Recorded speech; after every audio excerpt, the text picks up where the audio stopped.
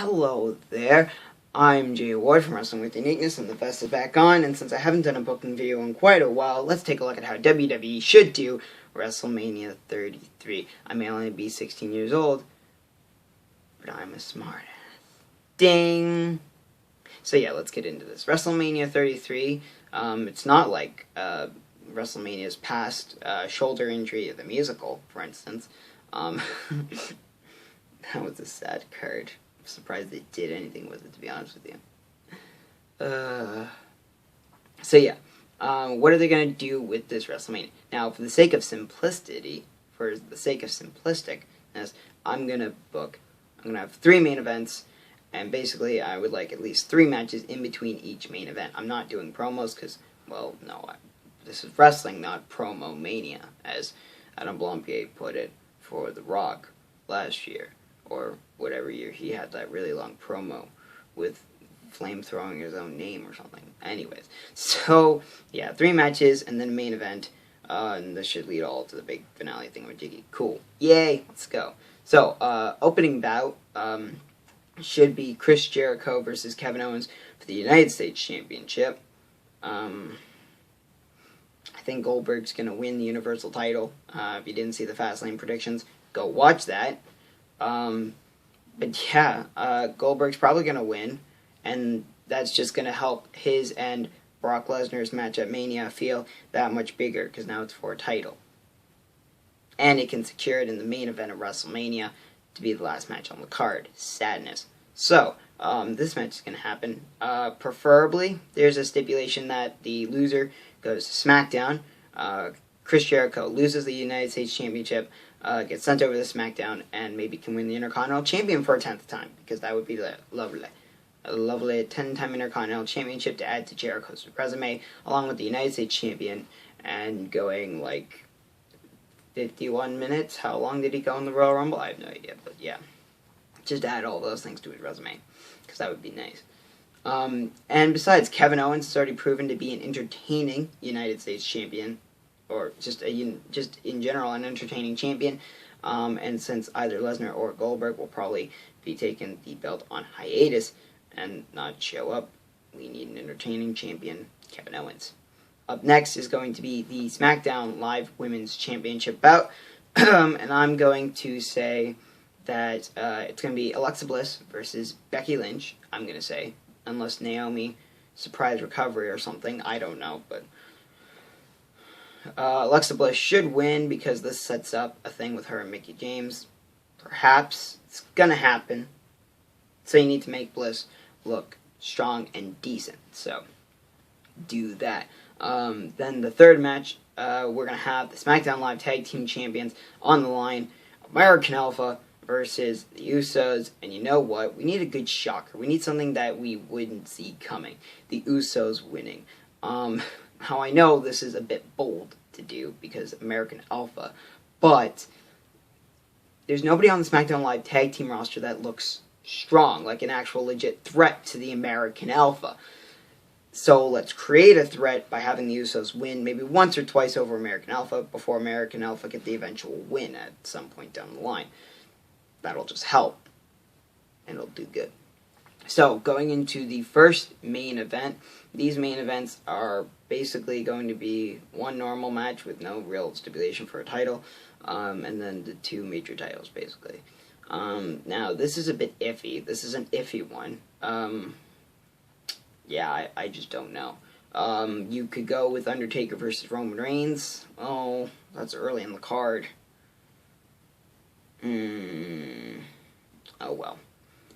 Basically, the 2 big matches that I know that I think will happen that aren't for a belt is Undertaker versus Roman Reigns, and Seth Rollins versus Triple H. That one, Hunter versus Rollins, is less likely to happen, only because Rollins has once again completely messed up his knee again at the hands of Samoa Joe. Unless this is a kayfabe thing, in which case, good job selling, and I can't wait to see the match. Ding. So, that's sort of going to be where that match goes, I guess. Seth Rollins versus Triple H, I guess. Put that there. Why not? Yeah, put that there. That'll be fine.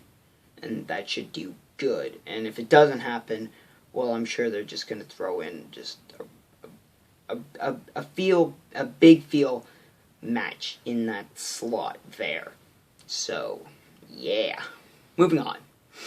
So, now we're into the second round. Basically, this is where we get all the little silly things. The Cruiserweight title, I think the UK title, maybe. And to cap it all off, go with the Raw Women's title here. Raw Women's title. So let's go through those now. I believe it's going to be Neville versus Jack Gallagher again. Honestly, I can make a case for either man really winning. And I wouldn't be really disappointed if either man won. Neville's great. I think he should be champion for a long blooded time. But at the same time, the gentleman Jack Gallagher could be a very interesting and entertaining Cruiserweight champion. So, who knows? On that. Yeah.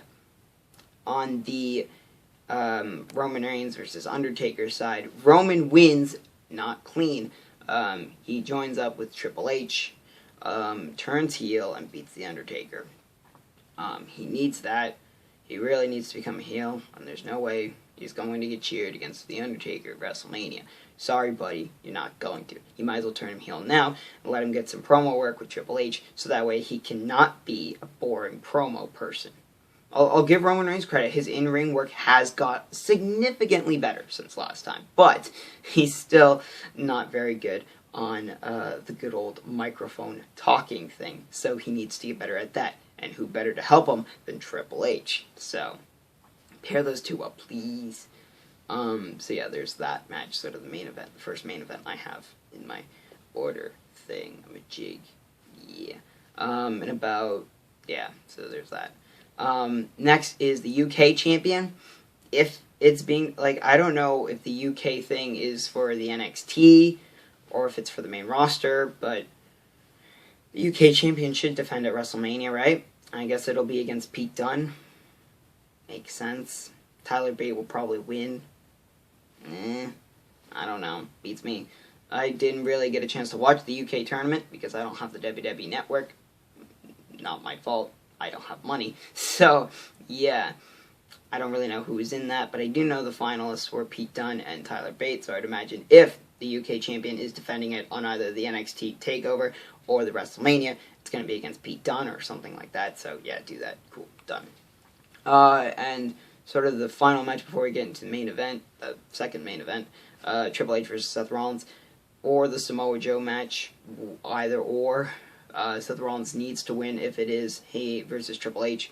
He needs to win. He just does. Yeah, give him the win. If Samoa Joe wins, then if it's a Samoa Joe match with either Sami Zayn or whoever he's fighting, instead of the Triple H match, then, yeah, Joe wins. Easy. Move on. Main event for this one will be the WWE Championship. Now, SmackDown hasn't really made it seem painfully obvious what their WWE title match is going to be. Bray Wyatt's the champion. Luke Harper and AJ Styles had a draw for the Battle Royal. Ironically enough, I've been thinking for the longest time, Bray Wyatt should either face AJ Styles in a one-on-one match, Luke Harper in a one-on-one match, or I'm agreeing with an idea that was already mentioned by Wrestling with Regrets, Brian Zane, a triple threat between Randy Orton, Luke Harper, and Bray Wyatt.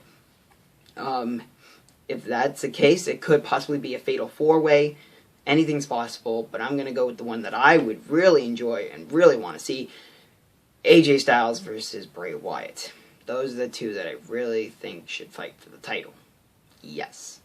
In a one-on-one match. No less. Randy Orton, I guess, can be at ringside doing some shenanigans, but just let AJ and Bray Wyatt do their thing and put on a really good match for the audience, for the WWE title. Again, I can make a case for either man winning here. AJ Styles was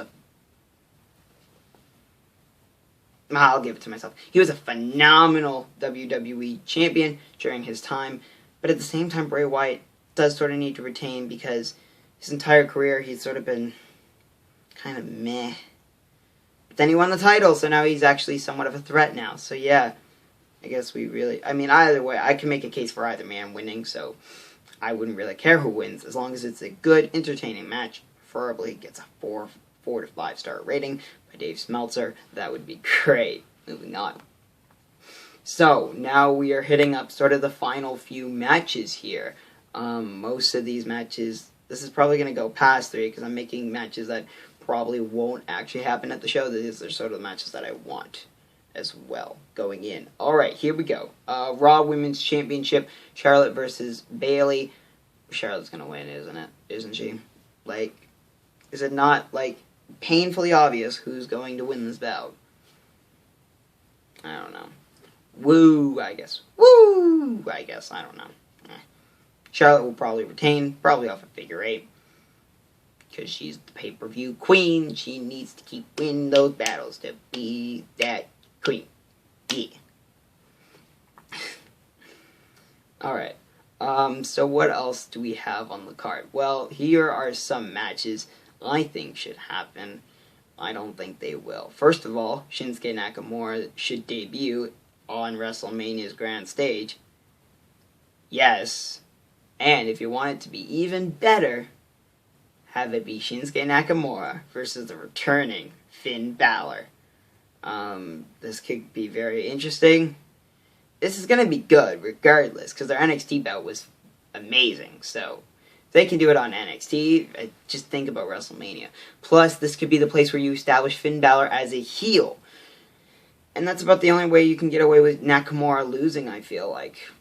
Is if Balor Club forms with Finn Balor, Carl Anderson, Luke Gallows, who are the current Raw Tag Team Champions. Oh, that's what match I was missing. Right, I'll do that next then.